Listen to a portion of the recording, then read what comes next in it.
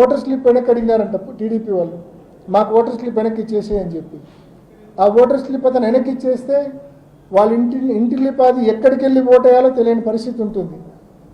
అంటే మొత్తం నిన్న రాత్రి ఎర్రిపల్లి గ్రామంలో దాదాపు ఒక 20-30 ఇళ్ళు తప్ప మిగతా అన్ని ఇళ్లలో ఓటర్ స్లిప్స్ కలెక్ట్ చేశారు.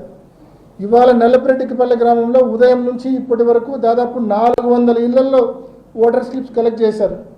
అంటే వీళ్ళ యొక్క ఉద్దేశం ఏంటంటే ఫైనల్గా ఈ ఓటర్ స్లిప్స్ అన్ని తీసుకొని ఏం చేస్తారంటే ప్రజలకు క్లారిటీ ఉండదు ఎక్కడికి వెళ్ళి ఓటేయాలో.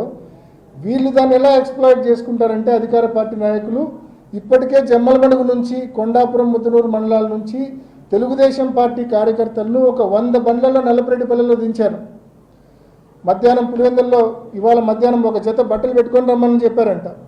పులివెందుల్లో దించి మిడ్ నైట్ కానీ ఎర్లీ అవర్స్లో నల్లపరెడ్డిపల్లికి షిఫ్ట్ చేసి వాళ్ళని క్యూల్లో పెట్టి ఈ కలెక్ట్ చేసిన ఓటర్ స్లిప్స్ వాళ్ళకిచ్చి వాళ్ళ ద్వారా ఓటు వేయించే పరిస్థితి తీసుకొస్తూ ఉన్నారు. అంటే ఎన్నికల ప్రక్రియ ఎంత ఘోరాతి ఘోరంగా అబాసు పాలవుతూ ఉందో ప్రతి ఒక్కరు కూడా గమనించమని చెప్పి కోరుతా ఉన్నా.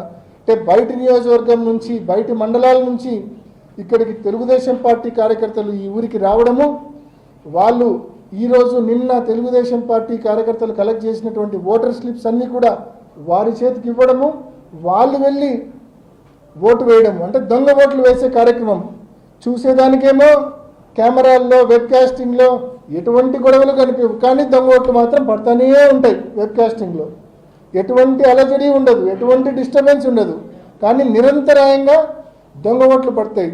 అసలు ఓటరేమో ఎక్కడికి వెళ్ళి ఓటేయాలో తెలియని పరిస్థితుల్లో అసలు ఓటర్ ఉంటాడు. దొంగ ఓటరేమో ఈ టీడీపీ కార్యకర్తలు ఇచ్చిన స్లిప్ తీసుకొని వచ్చి యథేచ్ఛగా దొంగ ఓటు వేసేసి వెళ్ళిపోతాడు. అధికారుల కోఆపరేషన్తో, ఎన్నికల కమిషన్ కోఆపరేషన్తో. ఎన్నికల కమిషన్ ఇప్పుడైనా ఈ మొద్దు నిద్ర నుంచి లేవాలా, లేచి సత్వరమే మళ్ళా మధ్యాహ్నం నుంచి మొదలుపెట్టి ఇవాళ మిడ్ నైట్ లోపల ఎట్టి పరిస్థితుల్లో ప్రతి ఓటర్కు మళ్ళీ ఓటర్ స్లిప్లు చేర్చే విధంగా చర్యలు తీసుకోవాలని చెప్పి గట్టిగా ఎన్నికల కమిషన్ను మనవి చేస్తూ ఉన్నాం, డిమాండ్ చేస్తూ ఉన్నాం.